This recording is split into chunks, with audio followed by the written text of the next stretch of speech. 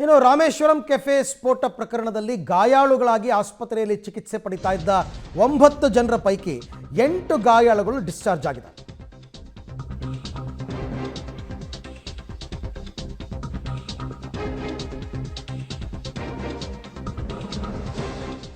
So ಈ bomb ಸ್ಫೋಟ ಪ್ರಕರಣದಲ್ಲಿ ಆಸ್ಪತ್ರೆಯಿಂದ ಡಿಸ್ಚಾರ್ಜ್ ಆಗಿದ್ದಾರೆ ಗಾಯಾಳುಗಳು. ಯಾವುದೇ ಪ್ರಾಣಾಪಾಯ ಇಲ್ಲದೆ ಟ್ರೀಟ್ಮೆಂಟ್ ತಗೊಂಡು ಗುಣಮುಖರಾಗಿ 9 ಜನರ ಪೈಕಿ 8 ಜನ ಗಾಯಾಳುಗಳು ಡಿಸ್ಚಾರ್ಜ್ ಆಗಿದ್ದಾರೆ.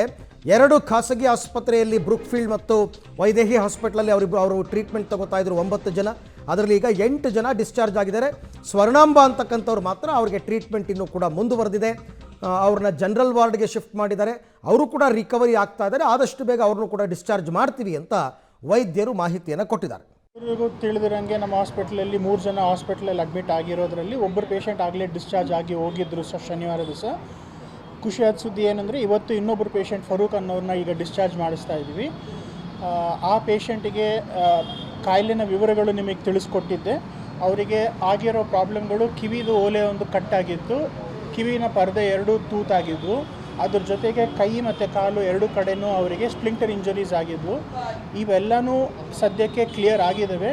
ಉಳ್ಕೊಂಡಿರೋದು ಕಿವಿಯಲ್ಲಿ ಒಂದು ಸ್ವಲ್ಪ ಕಿವಿ ಕೇಳಿಸೋದ್ರಲ್ಲಿ ಒಂದು ಸ್ವಲ್ಪ ಕಡಿಮೆ ಗತಿಯಲ್ಲಿ ಕೇಳಿಸೋದು ಕಡಿಮೆ ಆಗ್ತಿದೆ. ಅದು ಬಿಟ್ಟು ಸೊ ಏನು ಯಾವುದೇ ರೀತಿಯಾದಂತಹ ತೊಂದರೆ ಆಗಲಿಲ್ಲ. ಇಮ್ಮಿಡಿಯೇಟಾಗಿ ಹಾಸ್ಪಿಟಲೈಸ್ ಆದರೂ ಇಮ್ಮಿಡಿಯೇಟಾಗಿ ಟ್ರೀಟ್ಮೆಂಟ್ ಸಿಕ್ತು. ಹಾಗಾಗಿ ಆಲ್ಮೋಸ್ಟ್ ಎಲ್ರಿಗೂ ಕೂಡ ಟ್ರೀಟ್ಮೆಂಟ್ ಸಕ್ಸಸ್ ಆಗಿದೆ.